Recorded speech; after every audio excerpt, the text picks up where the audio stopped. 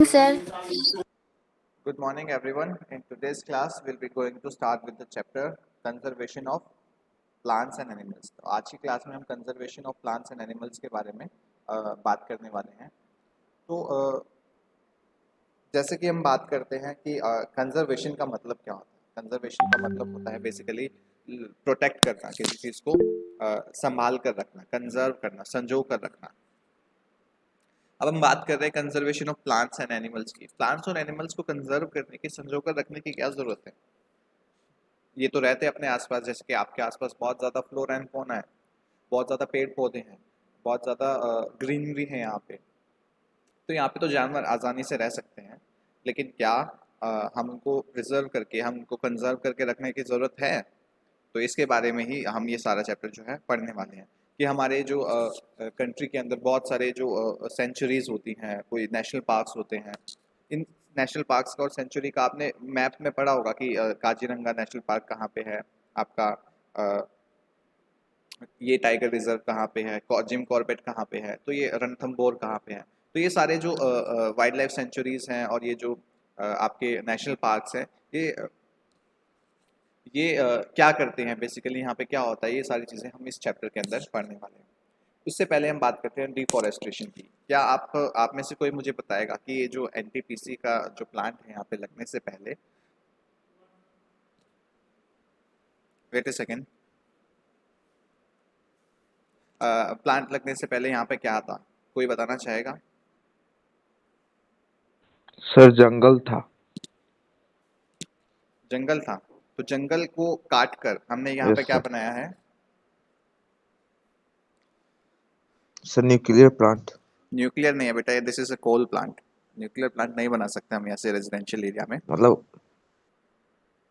हाँ, तो it is a coal plant. Coal plants, कोयले की हेल्प से यहाँ पर जो वाटर जो इलेक्ट्रिसिटी जनरेशन है वो होता है। यहाँ पे कोयले की हेल्प से इलेक्ट्रिसिटी को जनरेट किया जाता है, इलेक्ट्रिसिटी को बनाया जाता है। तो आप जैसे बता रहे हो कि यहाँ पे पूरा जंगल था और जंगल को काट कर उसको सफाई करके उसकी क्या बनाया है, यहाँ पे एक एनटीपीसी का जो है प्लांट बनाया गया है। तो ये क्या किया है हमने, जंगल का क्या किया है, काटा है, उसको हम बोलते हैं डिफोरेस्ट्रेशन। हमने जो फॉरेस्ट था उसको हटा दिया है, वहाँ पे फॉरेस्ट को हटा दिया है, तो उससे हमने क्या बनाया है, एक नया प्लांट बनाया है यहाँ पे, ताकि लोगों को रोजगार मिले और यहाँ पे पावर का जनरेशन भी हो जाए। तो आप सोचिए कि यहाँ पे क्या क्या हुआ होगा जंगल को कटने के बाद। बहुत बड़ा एरिया में ये जो है प्लांट फैला हुआ है और यहाँ पे जो जंगल था उसको साफ किया गया है। और उसके बाद यहाँ के जो एनिमल्स थे और जो यहाँ के जो प्लांट्स थे, जो ट्रीज थे, उनको क्या हुआ, कौन बताना चाहेगा।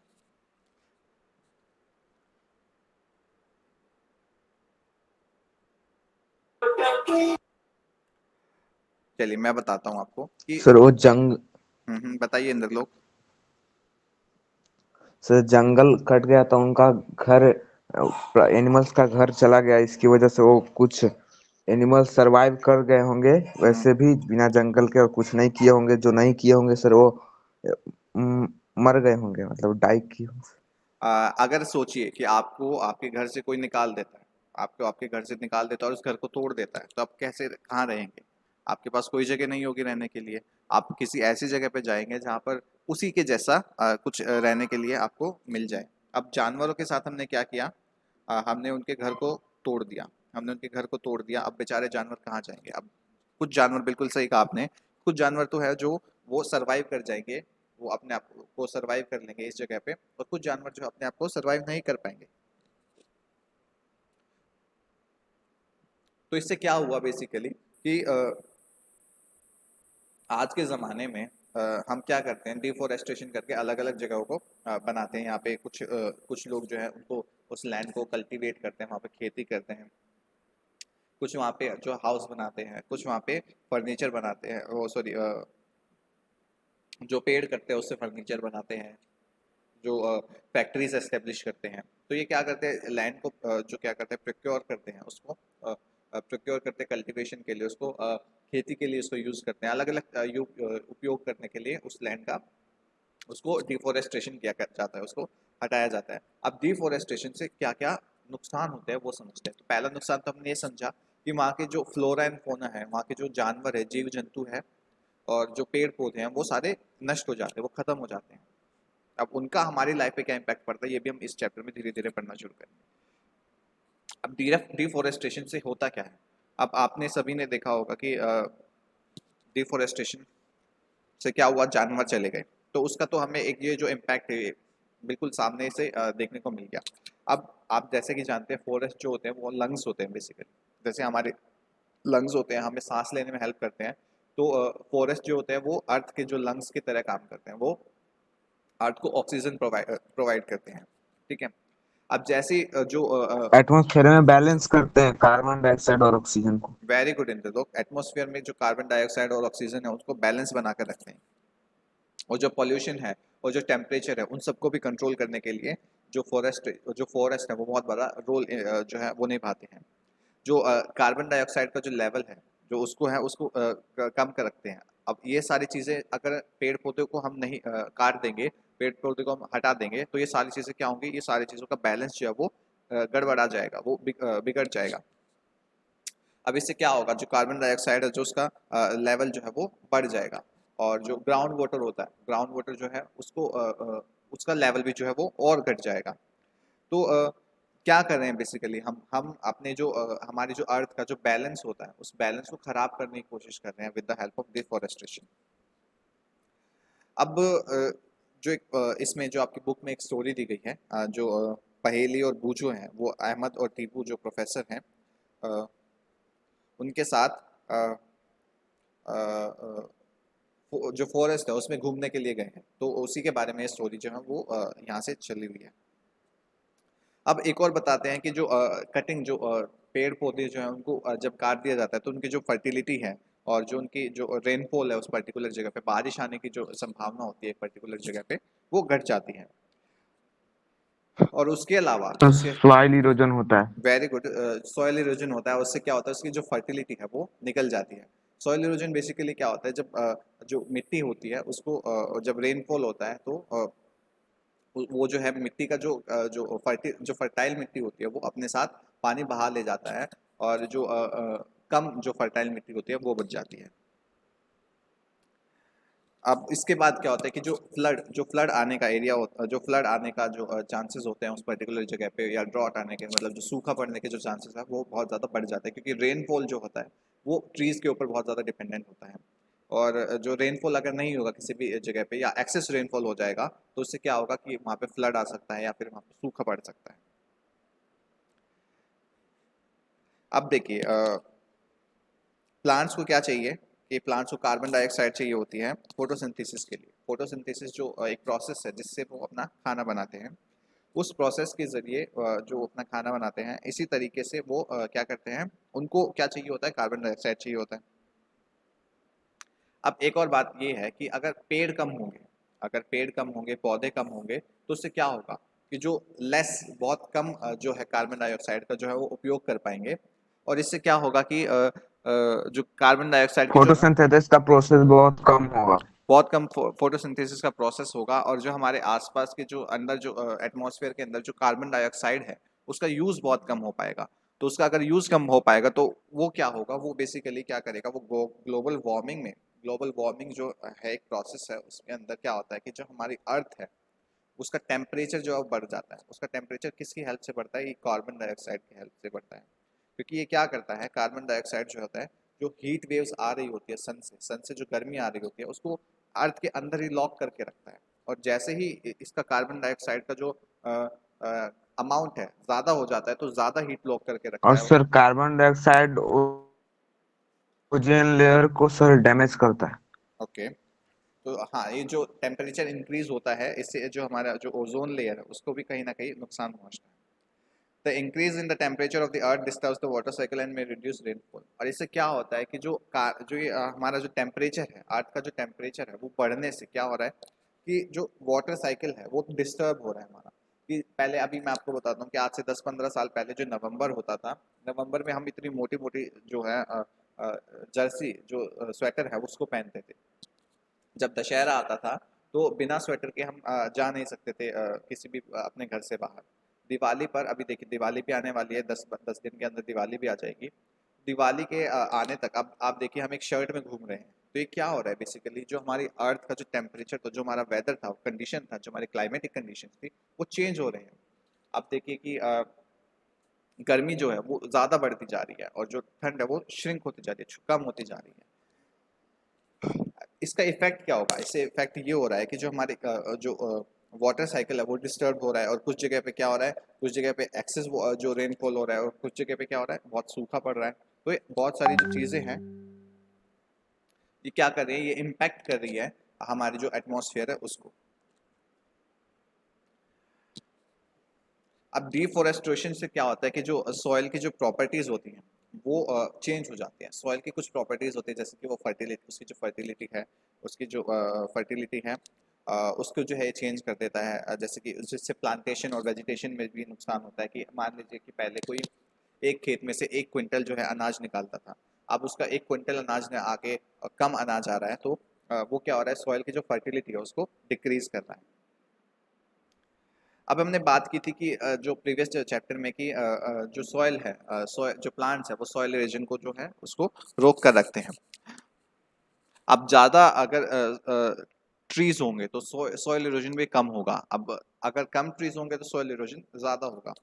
और इससे क्या होगा कि जैसे मैंने अभी प्रीवियसली आपको बताया कि सॉइल इरोजन से क्या होगा कि जो फर्टाइल सॉइल होती है वो बह जाएगी, और जो रॉकी सॉइल होती है, जो पथरीली जो मिट्टी होती है वो नीचे बचेगी।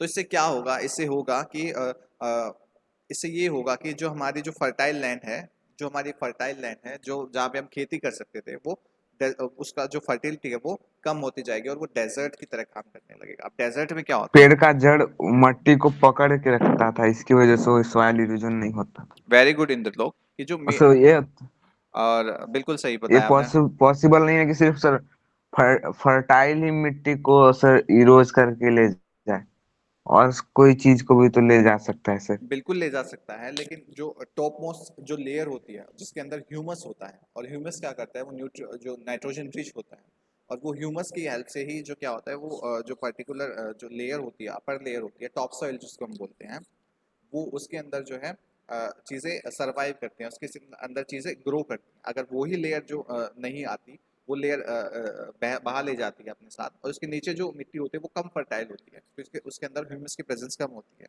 हाँ बिल्कुल सही कह रहे हो कि आप जो अगर ज़्यादा रेनफॉल होता है और ज़्यादा सॉइल इरोजन होता है, तो उसके जो उसके ऊपर नीचे वाली लेयर्स है वो भी जो है वाइप आउट हो जाती है, वो भी बह जाती है उसके साथ। अब डेजर्ट में क्या होता है, रेगिस्तान में क्या होता है, वहाँ पे क्या फर्टिलिटी होती है, वहाँ पे क्या जो चीज़ें हैं वो ग्रो करती हैं?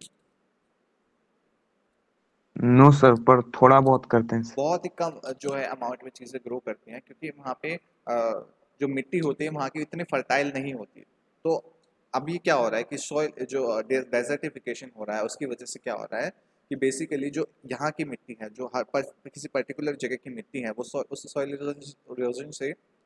इरोजन से उसकी जो फर्टिलिटी है वो निकल जाती है। तो क्या बचता है, वो जो मिट्टी बचती है उसमें चीज़ें ग्रो नहीं कर पाती। तो क्या हो रहा है बेसिकली, वो भी एक डेजर्ट की फॉर्म में चेंज होता जा रहा है। तो इसको हम क्या बोलते हैं, डेजर्टिफिकेशन क्या बोलते हैं।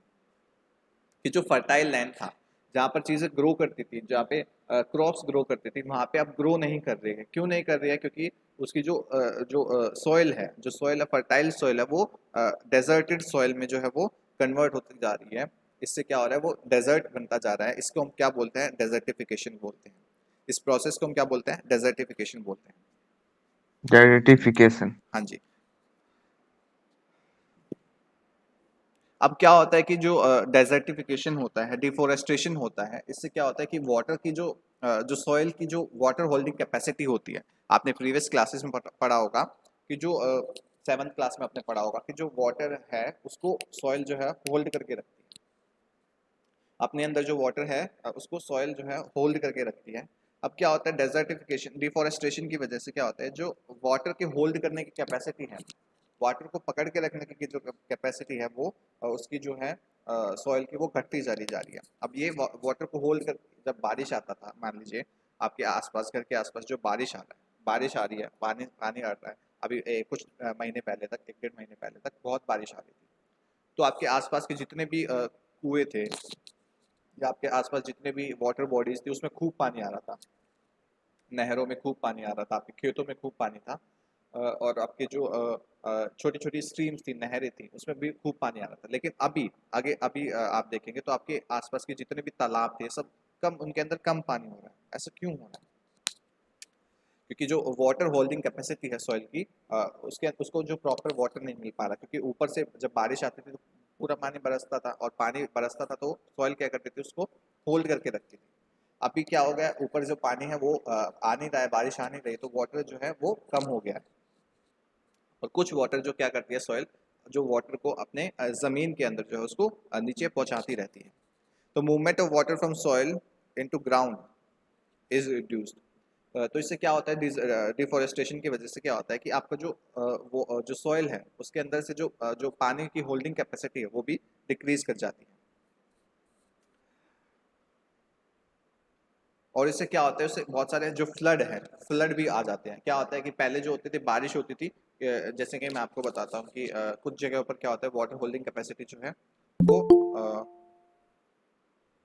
किसी भी ऑब्जेक्ट की, किसी भी पर्टिकुलर प्लेस की वाटर होल्डिंग कैपेसिटी है वो डिक्रीज हो रही है। अब इससे क्या होगा कि पानी जो है वो बरस तो रहा है, लेकिन वो जमीन के अंदर नहीं जा रहा है। अब जमीन के अंदर नहीं जा रहा है तो ऊपर ऊपर रह जाएगा, और इससे क्या होगा, इससे फ्लड आने का खतरा भी रहता है, इससे बाढ़ आने का खतरा भी रहता है।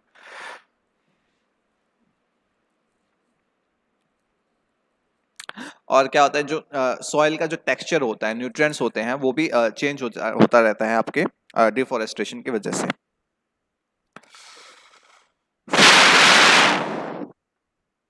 हम्म। अब हम बात करते हैं कि हम फॉरेस्ट को कंजर्व कैसे करके रख सकते हैं, हम फॉरेस्ट को बचा कर कैसे रख सकते हैं, उसके बारे में थोड़ी सी बात करते हैं।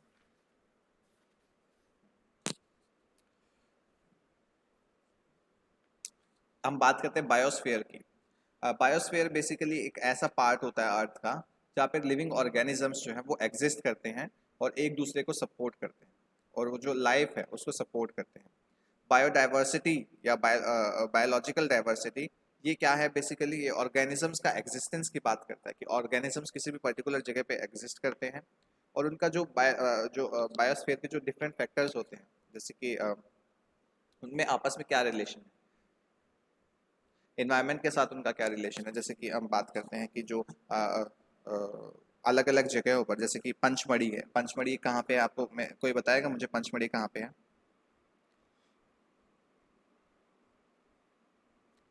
पंचमढ़ी नहीं पता है सर। पंचमढ़ी एक मध्य प्रदेश में एक जगह है जहाँ पर बहुत ज़्यादा अमाउंट में जो है बहुत ज़्यादा जंगल है, और बहुत ज़्यादा वहाँ पे फ्लोरा एंड फोना है। वहाँ पे क्या है, वहाँ पे डिफरेंट टाइप के वहाँ पे डिफरेंट टाइप के जो प्लांट्स हैं, और जो प्लांट्स हैं वो और एनिमल्स हैं वो मिलते हैं। और जो पंचमढ़ी के अंदर जो प्लांट्स और एनिमल्स मिलते हैं, वो अपर हिमालयाज के अंदर जो प्लांट्स है, या फिर जो लोअर जो वेस्टर्न घाट्स के अंदर जो प्लांट्स है उसके सिमिलर मिलते हैं।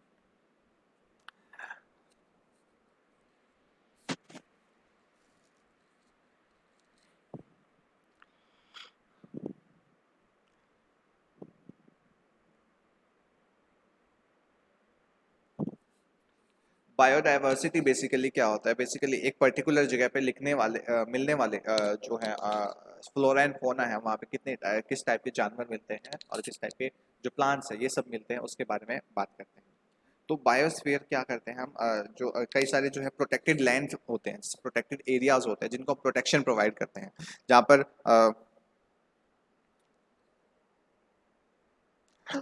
जैसे फ्लोरा एंड फोना से क्या मतलब है, फ्लोरा का मतलब होता है आपका बेसिकली जितने भी प्लांट्स होते हैं, और जो फोना होता है उसका बेसिक मतलब होता है वहाँ पे उसका कितने मतलब टाइप। एनिमल होता है। हाँ जी, बिल्कुल इंद्रलोक, उसमें कितने टाइप के जो एनिमल मिलते हैं किसी भी पर्टिकुलर जगह पे, हम क्या करते हैं, उनके जो घर है उनको प्रोटेक्ट करके रखते हैं। तो जैसे कि आप अपने घर को प्रोटेक्ट करके रखते हैं, उसकी जो टाइम टाइम पे सफाई करते हैं, उसकी जो मेंटेनेंस है उसको बना के रखते हैं, तो ऐसे ही जो प्रोटेक्टेड एरियाज कुछ ऐसे प्रोटेक्टेड एरियाज हैं जहाँ पे हम जानवर को बचा कर रखते हैं, उनको उनका हम छेड़छाड़ नहीं करते उनके साथ।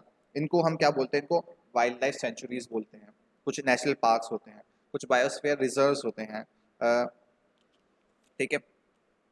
इनके अंदर क्या करते हैं हम क्या करते हैं, बेसिकली ह्यूमन बींग्स क्या करते हैं, हम उस पर्टिकुलर जगह को काट देते हैं, उसके जंगल को काट देते हैं, वहाँ पे खेती करने लगते हैं। खेती से क्या होगा, हमारा फायदा होगा, लेकिन इन जगहों पर क्या होता है, खेती करना और जो प्लांट्स को काटना और अपने जानवरों को चराना और शिकार करना, और ये सारी चीज़ें वहाँ पे क्या है, बैन कर रखी हुई है, उन पे प्रोहिबिशन लगाया हुआ है, इन पे रोक लगाई हुई है, इन सभी चीज़ों पे रोक लगा रखी होती है। जैसे वाइल्ड लाइफ सेंचुरी होती है, वाइल्ड लाइफ सेंचुरी की क्या बात करते हैं, इसमें क्या होता है, इसमें एरियाज होते हैं जो यहाँ पे एनिमल्स को प्रोटेक्ट करके रखा जाता है ताकि वो बाहर की जो चीज़ें हैं उनसे डिस्टर्बेंस जो उनको ना हो पाए। नेशनल पार्क जो है ऐसे एरियाज होते हैं जहाँ पे जो एनिमल्स हैं वहाँ पे आपस में वो वहाँ पे घूम सकें और वहाँ के अंदर जो रिसोर्सेज हैं उनको यूटिलाइज कर सकें, उनको यूज़ कर सकें। बायोस्फीयर रिजर्व जो होते हैं वो क्या होते हैं, वो लार्ज एरिया होते हैं, किसी प्रोटेक्टेड लैंड के लार्ज एरियाज होते हैं जहाँ पे हम एनिमल्स को और प्लांट्स को और वाइल्ड लाइफ को कंजर्व करके रखते हैं, and traditional life of tribals living in the area. और वहाँ पे जो है ट्रेडिशनल जो जंगल के अंदर जो आदिवासी लोग रहते हैं वहाँ पे भी वो रह सकते हैं, ठीक है। अब इसके बाद जो है बायोस्फीयर रिजर्व के बारे में, फ्लोरा एंड फोना के बारे में, एंडेमिक स्पीशीज के बारे में, वाइल्ड लाइफ सेंचुरीज के बारे में, नेशनल पार्क के बारे में, ये सारी चीज़ों के बारे में हम डिटेल में आपको नेक्स्ट क्लास में बताएंगे। तो आज की क्लास में हमने डेजर्टिफिकेशन, ड्रॉट्स और कंजर्वेशन ऑफ फॉरेस्ट के बारे में पढ़ा। नेक्स्ट क्लास में हम इस चैप्टर को थोड़ा सा आगे और पढ़ेंगे, शायद हम नेक्स्ट क्लास में इस चैप्टर को फिनिश भी कर दें। हाँ, इसके अलावा मैं आपको और चीज़ें बताने वाला हूँ। इसके अलावा आपको मैं स्टेप ऐप के बारे में बताने वाला हूँ, तो उसके लिए मैं आपको बताता हूँ। स्टेप ऐप बेसिकली एक लिंक है जिससे आप जैसे बायजूस वगैरह आप देखते हैं, उनकी यूट्यूब पे वीडियोस देखते हैं, एनिमेशन की फॉर्म में बहुत सारी चीज़ें आपको सिखाई जाती हैं। उसी तरीके से यहाँ पे भी KVS ने भी बहुत ज़्यादा एफर्ट्स करके आपको एक ऐसा ही प्लेटफॉर्म प्रोवाइड करने की कोशिश की है, उसके बारे में मैं आपको बताता हूँ।